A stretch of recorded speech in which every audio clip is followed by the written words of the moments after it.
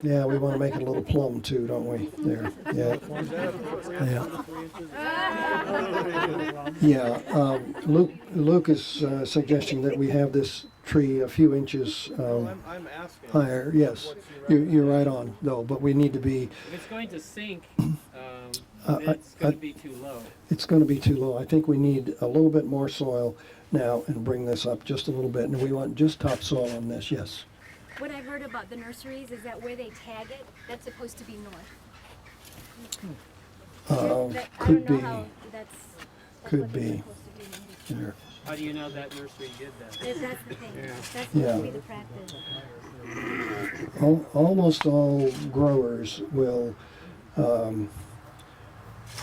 graft it so that the graft is protected from the southwest. So that okay, let's put that tree back in and see what we look like now. Now, how far are we above the ground? About 4 inches, About 4 inches. Let's call that good. I think that's good. 4 or 5 inches. There. Yeah. Okay. Topsoil. We want plain topsoil here now. We're going to run out of topsoil. We're going to have to dig. Hey Lynn, are you not hitting the course with the transplant formula here, or is that advantageous to do here? Do we have transplant formula we Yeah, put I here? have a chart for you if you want. Yeah, let's put some transplant formula on this here. Okay, now we're going to run, before you do anything more with that, let's get the transplant formula. Hey, when I first came across the transplant formulas, I was so pleased. You know, so often we transplant a plant and it goes through this shock and it takes several days, sometimes a week to recover. I was so pleased because we just about eliminate transplant shock when we use the transplant formulas. So use it. It's very, very good. I think we're there. Okay. All right. Now let's. Now we're all out of topsoil from the soil here someplace, and start putting it over here. Now we're ready for the other things too. So again, we need. Yes. Yeah. Where's Therese? Therese. We used up all the topsoil. Where can we steal some? Quite a bit. Maybe a wheelbarrow full. Okay, let's do that. Okay, let's go ahead and put in the peat moss and the other stuff here. We need compost.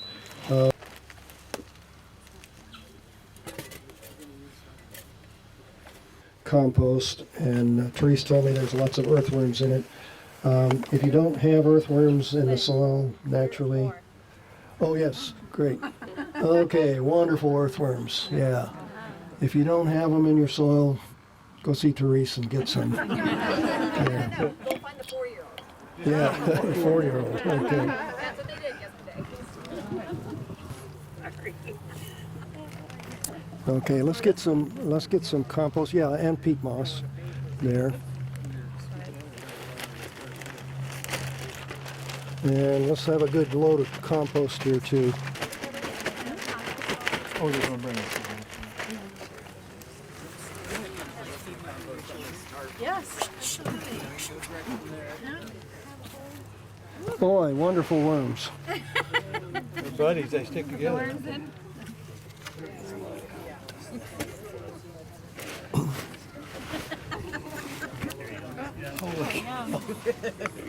Yum. Huh? Okay, are we close to having topsoil?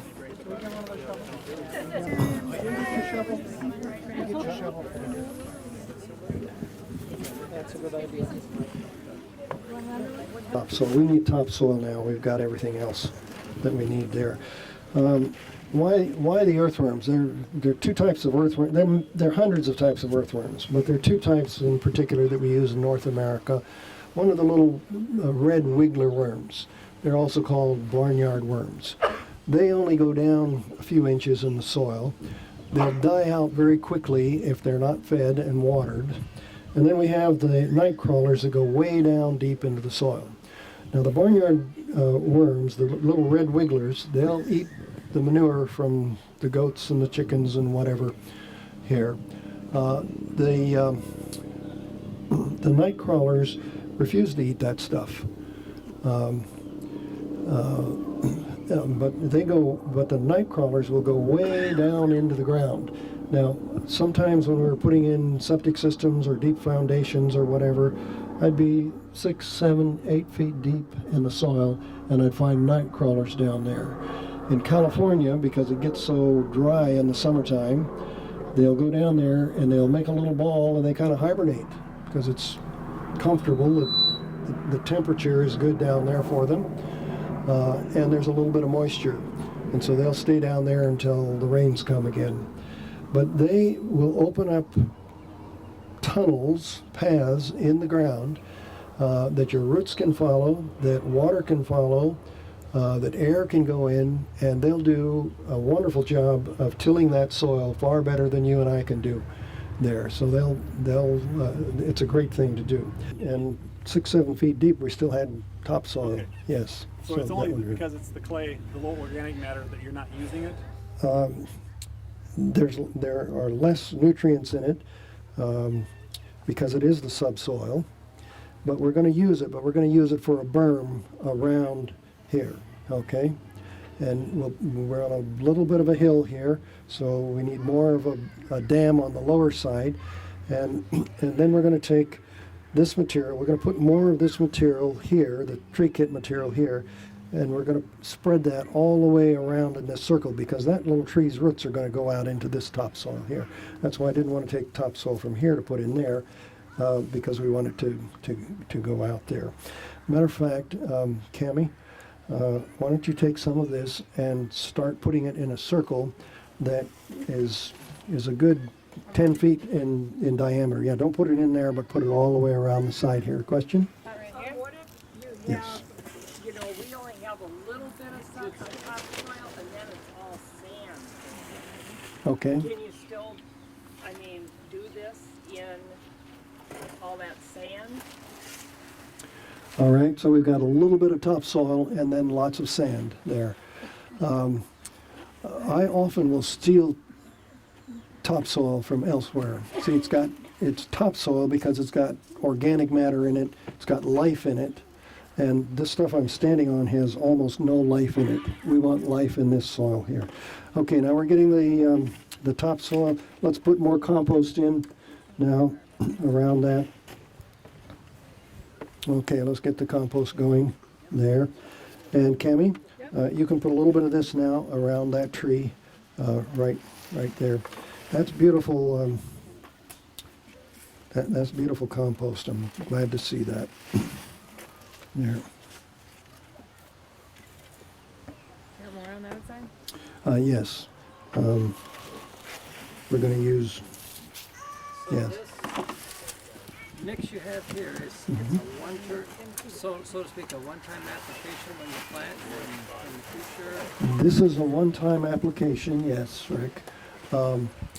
And we want to make sure that we've got plenty of nutrients in that hole, but you notice that when we came right close to the root ball that we did not put a lot of this stuff in there. Now, what Cammie's doing is putting this stuff all the way around, and Cammie, you can actually put it from the circle that you made up to the tree now.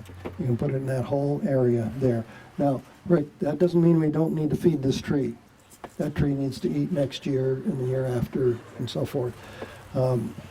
Trees need a lot of the same things we put in our garden, but they need some differences here too. Anyway, we'll go into more of that later here.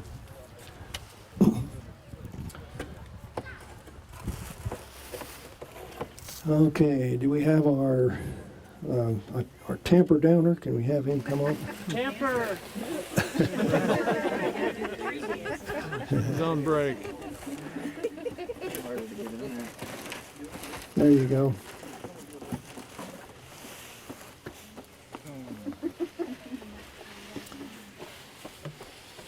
Okay, now let's put topsoil and compost right up around that tree the best we can. And we'll use the rest of that material there. And Cammie's finished using the tree cut material. That's good. She did a great job. Yeah. Okay. Are we totally out of topsoil? I can get some more. You know what? Let's call it good. Let's call it good. You might add a little later. There. Yeah.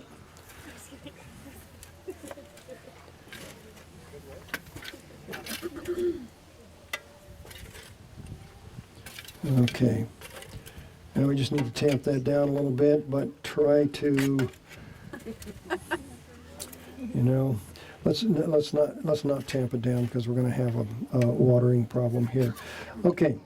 That's great. Todd, if you'll add a little more topsoil later. Okay. There. Okay, guys, everybody with a shovel, take my podium away. And on the outside of Cammie's circle, we want to put a berm. Okay?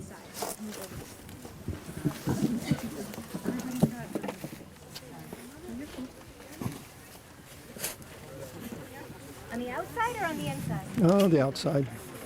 Outside. Is that inside or outside? Well, that's inside, but put it on the outside. Would you usually Okay. want to get rid of the grass growing in and around it? Yeah, I'll show you what we'll do with that in a minute here. Okay, now put more of it on the lower side than the top side. Okay. Now, what this is going to do, this is going to be an area for us to fertilize in, to hold the fertilizer for that tree. And if we ever have to water it, that's a place to water it so that it'll stay in. A lot of places in the city are using this wood chip to mulch all around trees now at pretty significant depths. Good or bad? Yes. Yes. You want to add more to that side? Where you guys Right. Wood chips are a good thing in the right setting, but there are problems with it too. Matter of fact, where's Therese? You're looking at some of the problems from wood chips in that garden, and what are the problems with it? Two main ones. One is it kept the soil temperature down too low for us, desperately too low. And the second, because our short season, at least here, it takes too long to break down. And so we've had it on there for over 2 years now, and it's still only a couple of inches. We did 6 to 8 inches, and only about 2 to 3 inches has broken down. And so we're now having to remove it and just take it through and let it decompose somewhere else, and then maybe we'll bring it back after it's broken down. So it takes a long, long time for it to break down. There, we'll see it in the garden when we go there tomorrow. There's another thing. That's good. Thanks. There's another thing that I find with wood chips in the garden or in the orchard too, and that is that they're a wonderful place for bugs and slugs and critters of every type to hide in and to breed in. And you don't need that kind of a problem. You're creating a problem for yourself with those things. Okay, because we're short on time, I want somebody now to take these leaves and just take these leaves and just make a leaf mulch around this tree. There. So you guys with the shovels, yeah, we got an extra shovel over here. Somebody want to volunteer with that one? inside? Well, yes, that's good. I guess we'll just do this by hand. Yeah, that's good. Okay, you asked me what we do about the grass, killing the grass in there. We just put a good mulch on it there. A leaf mulch is great. Alfalfa is my favorite to go around fruit trees. And keep the mulch away from the trunk of the tree. Okay, now this tree does not have any fruit on it now. But when it does have fruit, all you need is one little earwig or slug to come up here and make a little hole in that fruit, and you've lost that fruit. There. So it's important to make sure we don't have that, we're not growing that type of a problem there. Is this leaf mulch something that you will keep on that tree forever? Yes, I like a mulch there, but I want it back from the tree, from the trunk. For Okay. years, forever. Yes, but if we get into a situation where we're breeding the wrong type of pest here, we may take it off totally. Okay. There. Okay. We want to go inside, except for maybe making that mulch a little heavier later, and Todd will add a little more topsoil that this is taken care of now. We didn't put any water on this tree. Almost every time we plant, we're going to have to add water. That soil was relatively dry, especially the compost and other things there. And if there's a hose someplace close, we You got could. about 10 gallons of water actually over there. Just in the bucket. Okay, let's put it on, John. Thank you. How thick do you put the leaf mulch? 2 to 3 inches? 2 to 3 inches is fine. Sure. Up to 4 inches would be fine, Chris. Let's see if we can get that down. Yeah, and close to the tree maybe.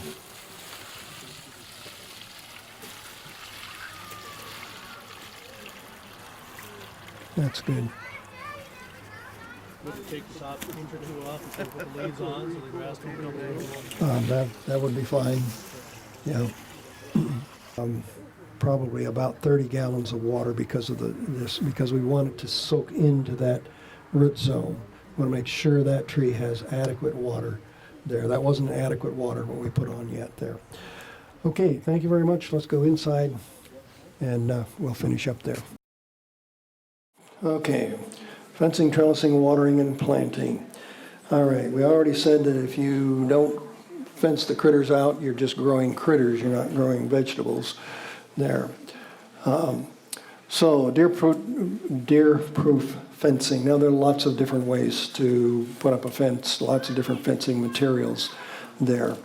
This is one that I particularly like. It's a plastic fence. Okay, so this is for about a 40 by 30 foot garden, so we needed 150 foot of what's called fickle fence. And in your workbook, if you have one, there's actually a sample of that in there. Now, you can go to Home Depot and get what's called bird and deer fencing. And it's worthless for the deer. It'll keep them out until they walk through it the first time, and they can physically walk through it. And once they do, they'll be back every single night after that. I mean, you can repair it, and I've done that, and they just simply tear it down night after night. So it might work for birds, but it's not any good for the deer. So get the heavier gauge. The deer can't break it, he can't go through it. It comes in 7 foot tall pieces and 330 feet long rolls. I don't know about Switzerland, where you have it there or not, but maybe. Okay, and this particular garden we needed 14 T-posts. That's just a metal, T-post that we put in the ground. We need a fence pounder. We need PVC pipe to make a simple gate. You'll need a ladder to climb up on and put it down. And we use plastic zip ties for a number of reasons. They're easy to cut off and put on, and it could be that we need to take that fence down, lay it on the ground, and drive a tractor into the garden and rototill, and then put it back up again. Okay, there's the fence pounder. Guys up on a ladder, here we are, putting this fence up. And you'll notice that this fence, once we stretch it out, it'll go from fence post to fence post. Now we're using 8 foot fence posts there, and we put it down into the ground. By the time you pound them down, it's going to be about 6 feet tall. A deer can easily jump over a 6 foot fence, easily jump over a 6 foot fence. So what deer won't do is jump into a small area.